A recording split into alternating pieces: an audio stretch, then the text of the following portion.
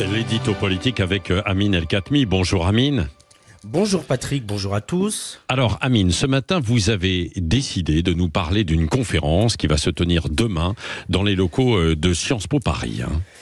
Oui, une conférence Patrick qui fait couler beaucoup d'encre. Alors le contexte d'abord, c'est une association de Sciences Po qui a décidé d'organiser un débat sur le conflit israélo-palestinien. Jusque-là, rien de plus normal, ce type de réunion est fréquent, se tient un peu partout dans les universités et de surcroît, évidemment, après les événements du 7 octobre. La raison du scandale ne vient donc pas du thème de la réunion, mais de la présence parmi les intervenants d'une certaine Rima Hassan. Alors pour ceux qui ne la connaissent pas, Rima Hassan est une jeune franco-palestinienne née dans un camp de réfugiés en Syrie, arrivée en France à l'âge de 10 ans, et elle est devenue depuis l'une des figures médiatiques de la cause palestinienne en France. Alors qu'une citoyenne franco-palestinienne défende la Palestine n'a a priori rien de choquant, Amine.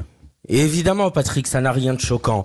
Mais si Rima Hassan se contentait de défendre la cause palestinienne, personne ne trouverait rien à redire. Le problème, c'est que depuis le 7 octobre, Rima Hassan fait de l'apologie du terrorisme, plaide pour la disparition d'Israël et a même déclaré, je la cite, que l'action menée par le Hamas le 7 octobre était une action légitime. Des propos qui, normalement, auraient dû la disqualifier définitivement et qui lui valent pourtant d'être invitée d'une conférence dans une école qui forme, nous dit-on, l'élite politique et administrative de la nation.